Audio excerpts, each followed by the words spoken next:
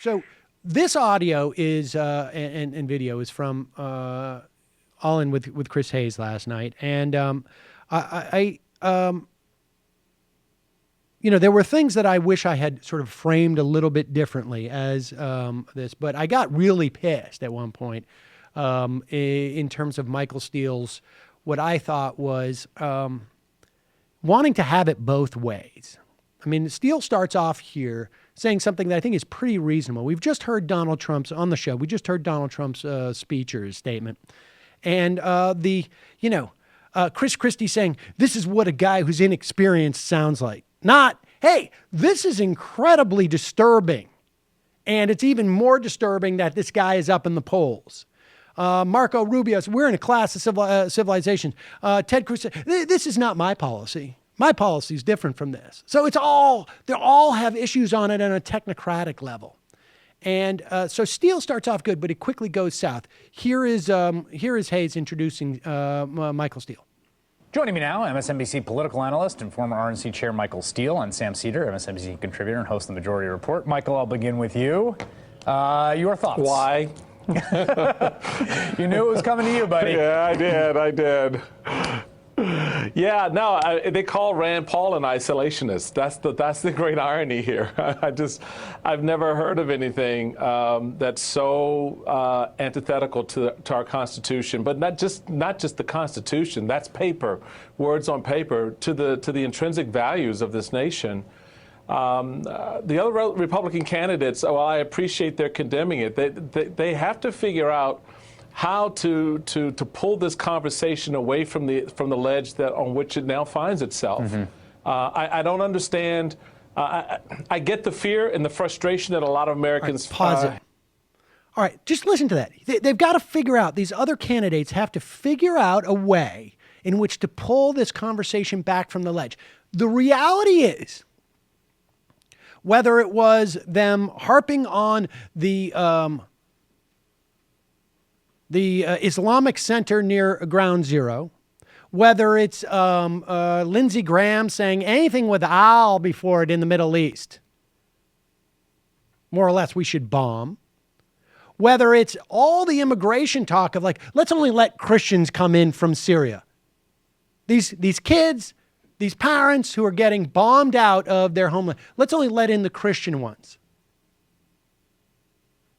Or the talk of like, we're in a war of civilizations. We have an existential threat.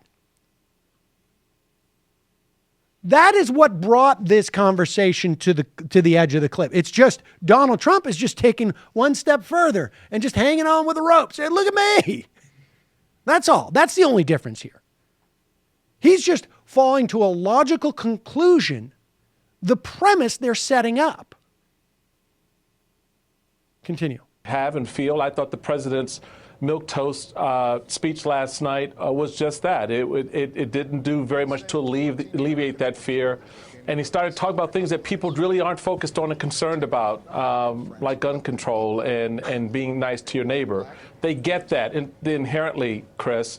They want to see, okay, how are you going to protect me from someone blowing me up in a theater, or I'm sitting at a cafe, or at a Starbucks?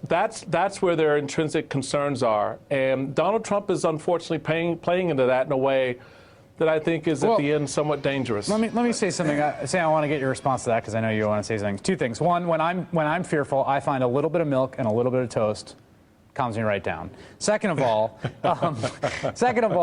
yeah, but they're not good together. Second of all, I will say that this idea about the sort of what the American populace wants right now, or this sort of, I mean, part of the issue here is the other candidates have opened a door that Donald Trump is walking through. I mean, just so that we're clear, of course, it was just a few days ago.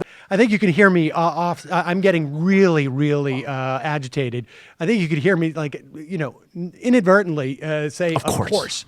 Yes, like I'm getting very uptight about it, because the idea that he is criticizing the president for coming out and basically saying, "Listen, rationally speaking, these people are not an existential threat to this country." And the most dangerous thing that we can do as a country is isolate and alienate any specific group of people in this country that we feel like, look, if we were to isolate, let's say, the Christian fundamental, if we were to have a concerted effort in this country to say that Christian fundamentalists should be ostracized and they were a minority in this country, it would be very difficult to find out if there were people who amongst them were planning to commit a terrorist bombing of, let's say, a Planned Parenthood. I mean, that, one of the problems with Rudolph was just you had sort of these networks of people who were willing to sort of help him. And that is very problematic. That is very problematic. I mean, I'm just talking on the practical level. So from the president's perspective, saying, look, this is not an existential threat, because it's not. These people, well, let's continue. And I say this stuff in the clip. Go ahead. That a lot of candidates, not just Donald Trump, including Jeb Bush, the establishment moderate, was proposing a religious test for refugees. So if the logic is Muslims are too dangerous to let in as refugees, well, then why stop at refugees? I mean, this is a logical extension of something that Marco Rubio, Jeb Bush, a whole bunch of people were saying just last week. Yes, and it's not just limited to their immigration policies. I mean, when Marco Rubio goes out there and says we're in a war of civilizations, well, you know what? Frankly, if we're in a war of civilizations, that Donald Trump's plan, if people are as afraid as Michael is of getting blown up in a Starbucks, then Donald Trump's plan makes sense. Maybe we should stop all immigration completely. I mean, if we're in a war of civilization, I mean, look, what Donald Trump is saying is obviously it's repugnant. It's antithetical to American values, and the groundwork for that has been laid by years of Republican rhetoric, including even the premise that people have to be worried about being blown up. Hold on one second, Michael. Yeah, even the premise that people need to be worried about blowing up in a Starbucks. I mean, the fact of the matter is that what took place in San Bernardino was different from what happened in Sandy Hook, only insofar as that there were kids who weren't killed, little kids, and there was more kids killed in Connecticut when that attack is. These people couldn't do anything other than buy guns legally, get guns legally, and then go out and use them and shoot them in a random killing. Their motivation may have been somewhat ideological, but we'll never know. But even if we were to know, the fact is that they don't have the ability to do something like what we saw in Paris, where they send in. Well, not yet. I mean, we don't know. Not yet, we don't know. You don't know that. But, you don't know what the rest of their plan was. But we are 15, 16 years out from 2001. But and the fact of the matter is that no type of fear is what Donald Trump is feeding on. And if you're going to legitimize that type of fear, then Donald Trump's solutions would make sense. Okay, pause it there. Pause it there. Let me just reiterate what I said there, and I said it rather inartfully. But the fact is that the only substantive difference in the plotting and planning. Now, it's quite possible we will find that these two, and if you want to say that they were, extremist, jihadist terrorists, fine. But there is no evidence that they got help in their planning from anyone but themselves. There's no evidence that they got encouragement to do what they did outside of people that they probably didn't even know. Now, that may change. That may change. But at this point, there is no evidence that they did anything radically different from what the guy who shot up a school in Sandy Hook did. They took their legal guns. They went to in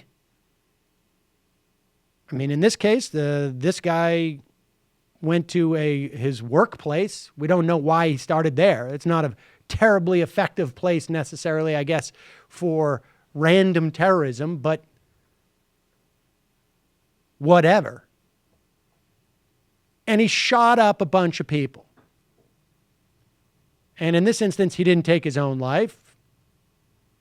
Like we know the killers, mass killers like this generally do. Maybe they had plans to kill more people.